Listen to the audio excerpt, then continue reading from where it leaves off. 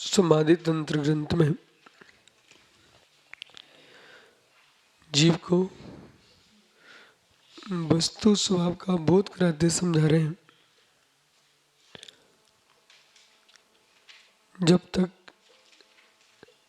भेद विज्ञान नहीं होगा तब तक सभी ज्ञान ज्ञान ही है, भी मोक्ष मार्ग में प्रयोजनभूत नहीं है। भेद विज्ञान के साथ जो ज्ञान है वही मोक्ष मार्ग में संबंध रचना का कारण है। इसलिए संपूर्ण जगत से अपनी राग दृष्टि को हटा लेना सरल है, शरीर से राग दृष्टि हटाना अत्यंत कठिन है। जब तक तुम स्वस्थ हो, आपको मालूम नहीं है कि शरीर भी मेरे पास है। अस्वस्थ होने पर तब तुमको बोध होता है कि यहाँ पीड़ा, यहाँ कष्ट। उस समय आपको भेद विज्ञान करना है। पर पदार्थ से भिन्नत्व का शब्द रूप में व्याख्यान करना भिन्न भेद विज्ञान है। तटस्थ भाव से एकमात्र ज्ञायक पर लक्ष्य है, ऐसा भेद विज्ञान पूर्ण स्वतंत्रता का बोध, पूर्ण स्वतंत्रता का बोध। मैं पूर्ण स्वतंत्र हूँ, था, रहूँगा, वहाँ लक्ष्य होना चाहिए। तब आचार्य भगवान कह रहे हैं, वस्त्र के मोटे होने से देह मोटी नहीं होती, देह के मोटे होने से आत्मा मोटी नहीं होती, ऐसा बुद्धिमान समझते हैं। जीर्णे वस्त्रेथात्मानं न जीर्णं मन्यते तथा, जीर्णेषु आत्मानं न जीर्णं मन्यते बुधः।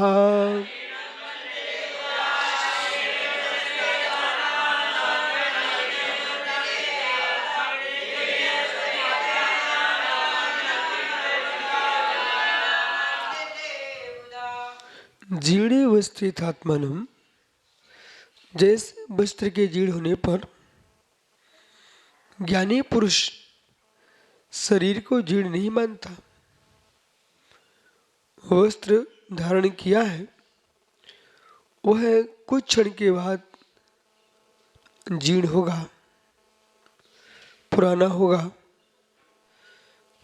उसे कोई टाल नहीं सकता। पर्याय के प्रमन को अपरिवर्तित करने की सामर्थ्य जिन्होंने द्रवगुण पर्याय को त्रिकालवर्ती जाना है, ऐसी अतुल बल के धारी परमेश्वर तीर्थंकर दिनेश्वर भी किसी भी पर्याय के प्रमन को रोकने की सामर्थ्य नहीं रखते। परमात्मा में देखने जानने की ही सामर्थ्य, उनका अतुल बल यही काम करता है। परमेश्वर के अंदर जगत को, संपूर्ण द्रगुण पर्याय को जानने देखने की सामर्थ्य है। उनका अतुल बल वीर्य यही तक काम करता है। पर उनके ज्ञाता होने से, सर्वज्ञ होने से कोई वस्तु व्यवस्था अपनी स्वतंत्रता का नाश नहीं करती।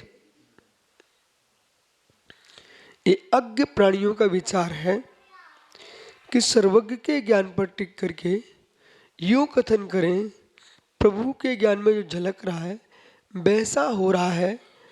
ऐसा कोई आचार्यों ने कथन नहीं किया। वो तो ये कह रहे हैं जो हो रहा है वो प्रभु के ज्ञान में झलक रहा है। अंतर समझना, इसमें रहस्य है। आपके कथनी में कोई भेद नहीं है, लेकिन महान भेद है। आप हमारे केवली को, सर्वज्ञ को कर्ता बना करके कर्तृत्व को स्थापित कर रहे हो। भगवान ने जो देखा वही होगा, ऐसा भगवान के ज्ञान को तुमने कर्ता बना के रखा।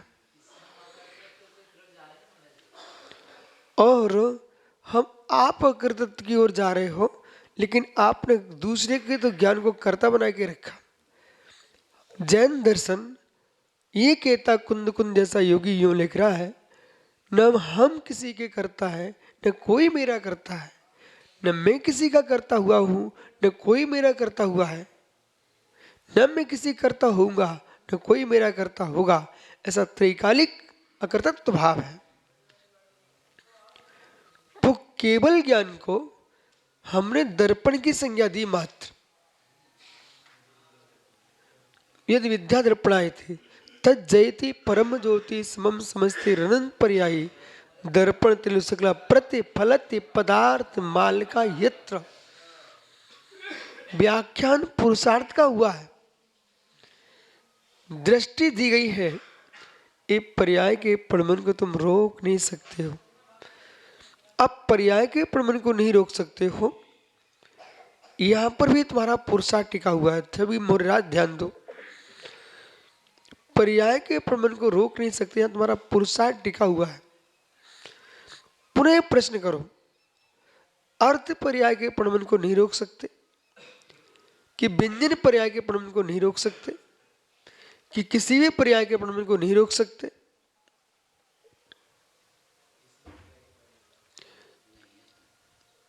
किसी भी पर्याय के प्रमाण को नहीं रोक सकते, किसी पर्याय के प्रमाण को नहीं रोक सकते, किसी भी पर्याय के प्रमाण को नहीं रोक सकते। आहार, औषध, इनका प्रयोग व्यर्थ हो जाएगा।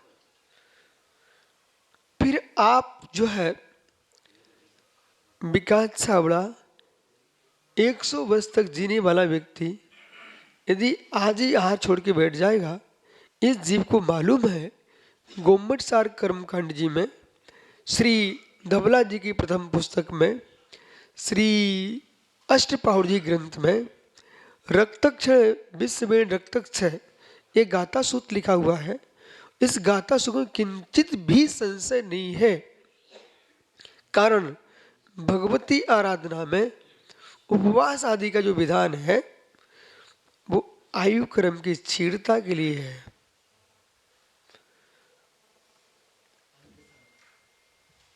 क्षीणता के लिए है। आप बराबर भोजन करते रहोगे, पानी पीते रहोगे, पौष्टिक भोजन करोगे, तो फिर आप जो है असंयम से नहीं बच पाएंगे।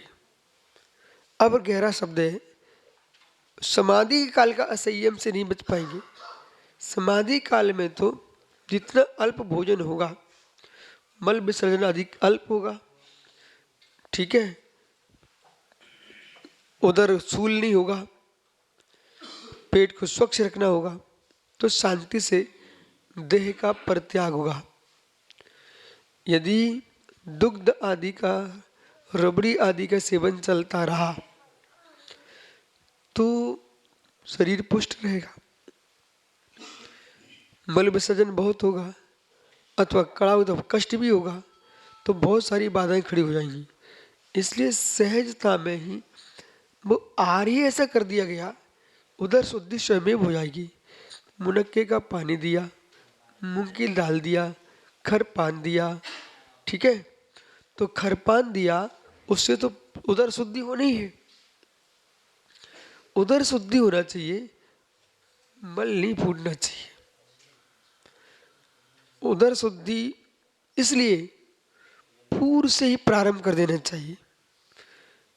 पूर्व से वो अचानक आपने खरपान का प्रयोग किया, मुनक्का आदि के पानी का प्रयोग किया, तो मल फूट सकता है। उसमें आपको, चपक को और निर्यापक को, दोनों को परेशानी आएगी। निर्यापक को परेशानी ये आएगी, बहुत श्रम करना पड़ेगा, और चपक को बार बार शुद्धि करना पड़ेगी, तो उसी में समय जाएगा। चैतन्य की ध्रुव परिणति का समय नष्ट होगा। इसलिए इस बात को भी ध्यान रखना है, जो अस्मात् जाति पर्याय है उसमें अर्थ पर्याय का जो प्रमाण चल रहा है उसे आप नहीं रोक सकते, पर आयु क्रम रूप जो प्रमाण होना है, आयु प्रमाण काल तक आप आए थे, उस प्रमाण को आप सुतरीके से संयम से जिएंगे तो अपनी आयु को पूर्ण कर सकते हो, रोक नहीं सकते, पूर्ण कर सकते हो, बराबर। अन्यथा बहुत सारी विषमताएं खड़ी हो जाएंगी। रक्तक्षय शब्द जो प्रयोग किया ना, वो बहुत गजब का शब्द है। हमारे आचार्य कितने ज्ञानी थे, वर्तमान की युवा यही तो कर लेते हैं, नस काट लेते हैं, रक्त का क्षय होगा, मृत्यु। मतलब कितना बड़ा विज्ञान हमारे पास था और है। रक्तक्षय बहुत सारे सिद्धांत छावड़ा जी बताना नहीं चाहिए लोगों को, सम्यक रूप से हम बता रहे थे, उसका उल्टा अर्थ समझ लेंगे। यह हम समझा रहे थे रक्त के क्षय से अकाल मरण हो जाता है, तो उसने समझ लिया, जान लिया, अच्छे बोले जिनवाणी कह रही है सत्य होगा, वो करके बैठ जाएगा। विष की वेदना, श्वास का निरोध, आप देख ही रहे सब। इसलिए भगवान ने जो कथन किया है वो ध्रुव सत्य है। 4 अनुयोगमयी जिनवाणी है, और चारों अनुयोगों के स्थान को समझना चाहिए लोगों को। तो इस प्रकार से अब यहां भेद विज्ञान की व्याख्या कर रहे हैं और गहरा भेद विज्ञान बता रहे हैं। जीर्णे वस्ते यथात्मनम, वस्त्र के जीर्ण होने पर जैसे शरीर जीर्ण नहीं हो जाता, ऐसे देह के जीर्ण होने से मत देखो कमजोरी को, मत देखो इसके ढीले होने को। शरीर के जीर्ण होने से भगवान आत्मा जीर्ण नहीं होती, वो तो जैसी थी जैसी है वैसी रहेगी, त्रैकालिक ध्रुव सत्य है। ये पर्यायों के पणमन के कारण ऐसा हो रहा है। पुद्गल के जो शक्त्यांश है परमाणु, वे भी अपने स्वभाव में देखेंगे वे त्रैकालिक ध्रुव है, उनमें भी असमान जाति पर्याय का पणमन होता है। पुद्गल में 8 4 8 16 4 8 16 ये व्याख्या की प्रवचन सार जी में। प्रवचन सार जी में तंतु तंतु कुबिंदु इनका व्याख्यान किया है प्रवचन सार जी में, ठीक है। तो बंद प्रकरण में प्रवचन सार में बहुत अच्छी व्याख्या की। और हर एक छात्र को जैन दर्शन का गहरा तत्व समझना है तो प्रवचन सार का अध्ययन करना चाहिए श्रेष्ठ ज्ञानी से। जिसे स्वयं ही उसके बारे में ज्ञान नहीं है वो क्या समझाएगा, क्योंकि प्रवचन सार गूढ़ है, अत्यंत गूढ़ है। विश्व का रसायन भरा हुआ प्रवचन सार में, भौतिक विज्ञान प्रवचन सार में, जीव विज्ञान प्रवचन सार में, रसायन विज्ञान प्रवचन सार में और कर्म सिद्धांत प्रवचन सार में। जीर्णे सुधे आत्मा न जीर्ण मन्यते वधा, ऐसे ही शरीर के जीर्ण होने पर आत्मा को जीर्ण नहीं मानता ज्ञानी पुरुष।